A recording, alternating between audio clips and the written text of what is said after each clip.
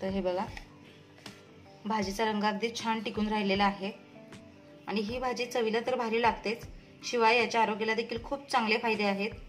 श्रावण महिन्यात वेगवेगळ्या प्रकारच्या भाज्या येतात, त्या नक्की ट्राय करून बघितल्या पाहिजेत.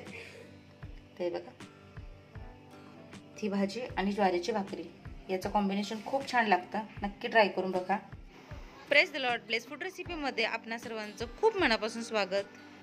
ज्या लोकांना शेपू वगैरे खायला आवडत नाही ते देखील अगदी आवडीने खातील अशा पद्धतीने जर भाजी केली तर यामध्ये शेपू आहे, भोपळीची पानं आणि चवळीची पानं आहेत. 2 ते 3 मोठे कांदे बारीक चिरून घेतलेले आहेत. हिरवी मिरची चवीनुसार घ्यायची आहे. तिखट तुम्ही कितपत खाता त्यानुसार कमी जास्त घेऊ शकता. आणि या भाजीला भरपूर लसूण लागतो, लसणामुळे फ्लेवर खूप छान येतो, पण तुम्ही तुमच्या आवडीनुसार हा देखील कमी जास्त घेऊ शकता. तर लसूण बघा छान ठेचून घेतलेला आहे. इथे मूग डाळ आहे जी छान भिजवून घेतलेली आहे. तर शक्यतो याच्यामध्ये तूर डाळीचा देखील वापर करतात, पण तूर डाळीमुळे पित्ताचा त्रास होतो. आणि आरोग्याच्या दृष्टीने बघायला गेलं तर मूग डाळ पचायला देखील हलकी असते आणि पटकन शिजते देखील आणि चव देखील छान लागते. तर मूग डाळ घेतलेली आहे आणि शेंगदाण्याचं कूट तर थोडंसंच घेतलेलं आहे. हे ऑप्शनल आहे, काही लोकांना शेंगदाणे नको असतील, नाही आवडत तर नाही घातले तरीही चालतील, पण शेंगदाण्याचं कूट घातल्यामुळे चव छान येते. तर भाजी धुवून स्वच्छ चिरून घेतलेली आहे बारीक. तर भाजी धुवूनच मग चिरायची आहे, चिरून धुवायची नाही, कारण त्यातली मग पौष्टिक तत्व निघून जातात. तर आता आपण भाजी करायला सुरुवात करूयात. तर कढईमध्ये तेल घालायचं आहे. तेल जरा जास्त प्रमाणात घालायचं आहे. तर एक 4 ते 5 मोठे चमचे मी तेल घातलेले आहे. भाजी किती प्रमाणात आहे त्यावर तेलाचा अंदाज ठरवावा. शक्यतो पालेभाजी करताना कढई ॲल्युमिनियम बिडाची किंवा लोखंडी असावी. नॉनस्टिक पॅन मध्ये किंवा नॉनस्टिक भांड्यामध्ये पालेभाजी करणं शक्यतो टाळा. तेल चांगलं गरम करून घ्यायचं आहे. तेल चांगलं गरम झालेलं आहे. तेल गरम झाल्यानंतर लसूण टाकायचं. हे पहा, लसणाचा छान रंग बदलेपर्यंत तो असा परतून घ्यायचा तेलात. या भाजीला खरी चव लसणामुळेच येते, कारण त्याचा फ्लेवर छान लागतो भाजीमध्ये.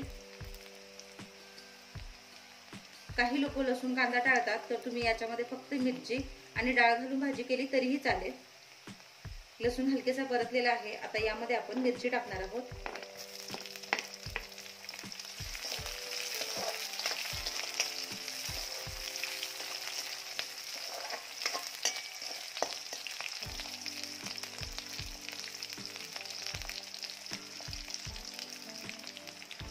मिरची देखील छान परतली गेली आहे. आता यामध्ये कांदा घालायचा आहे.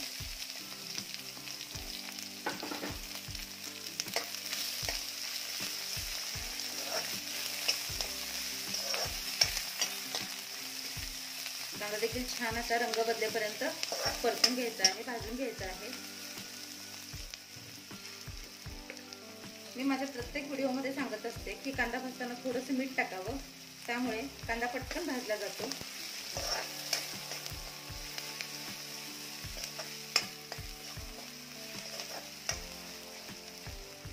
आणि आपल्या वेळेची बचत देखील होते. तर हे बघा, कांद्याचा रंग छान बदललेला आहे, कांदा छान भाजलेला आहे. पालेभाजीमध्ये कांदा घालताना छान असा तो करपूस भाजायचा नाहीये, थोडा साधारणतः असाच ठेवायचा आहे तो. तर हे बघा, आता यामध्ये डाळ टाकायची आहे.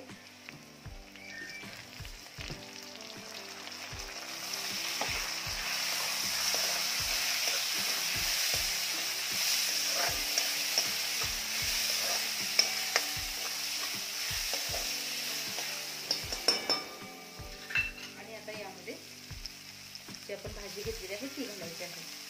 भाजी सुरुवातीला दिसायला जास्त दिसते, पण शिजल्यानंतर ती आपसून कमी होते, त्यामुळे मीठ लगेचच घालायचं नाहीये.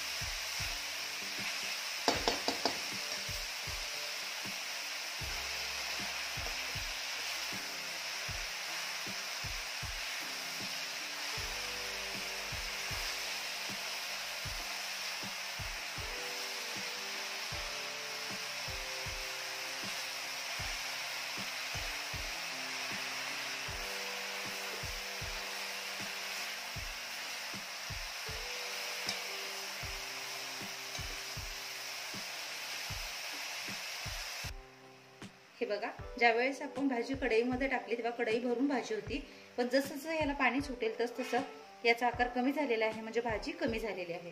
आता आपण यामध्ये मीठ टाकणार आहोत. तर कांदा भाजताना देखील थोडं मीठ टाकलेलं आहे. त्यामुळे मीठ टाकताना चवीनुसाराने अंदाजेच टाकायचं आहे. मीठ टाकून पुन्हा एकदा छान हे मिक्स करून घ्यायचं आहे.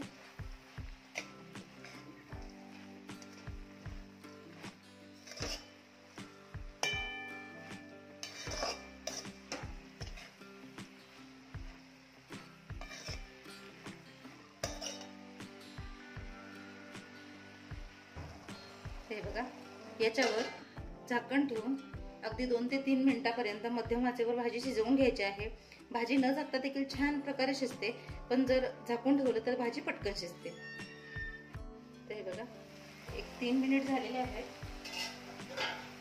आणि मस्त आपली भाजी आणि डाळ देखील छान शिजलेली आहे. कधी कधी काय होतं, काही भाजी जून असतात, काही कोवळ्या असतात, त्यामुळे शिजण्यासाठी लागणारा वेळ वेगवेगळा असू शकतो. जर तुम्हाला वाटलं गरज की भाजी खूप सुकी होते, तर तुम्ही साधारणतः त्याच्यावर पाण्याचा शिंतोडा देखील मारू शकता. पण अशी सुकी भाजी भाकरीसोबत खरंच खूप छान लागते. आणि भाजी जवळपास 90% शिजलेली आहे. अशा वेळेस शेंगदाण्याचं कूट घालायचं आहे. तर साधारणतः जाडं भरडं असंच कूट केलेलं आहे. कूट घालून पुन्हा मिक्स करायचं आहे. शेंगदाण्याचं कूट आधी यासाठी घालायचं नाही, कारण भाजी करपण्याची शक्यता असते. ते बघा,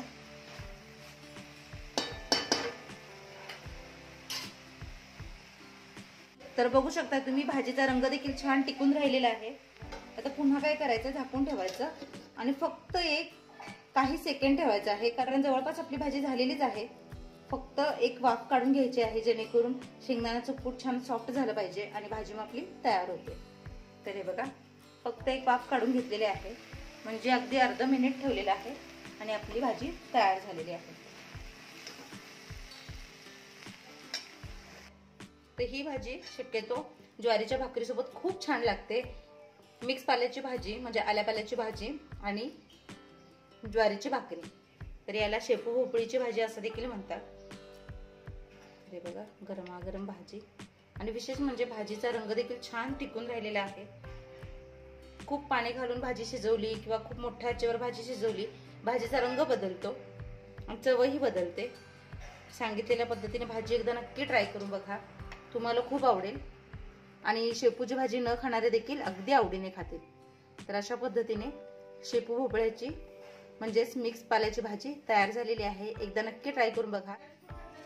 तर हे बघा, भाजीचा रंग अगदी छान टिकून राहिलेला आहे आणि ही भाजी चवीला तर भारी लागतेच, शिवाय याच्या आरोग्याला देखील खूप चांगले फायदे आहेत. श्रावण महिन्यात वेगवेगळ्या प्रकारच्या भाज्या येतात, त्या नक्की ट्राय करून बघितल्या पाहिजे. ते बघा, ही भाजी आणि ज्वारीची भाकरी याचं कॉम्बिनेशन खूप छान लागतं, नक्की ट्राय करून बघा.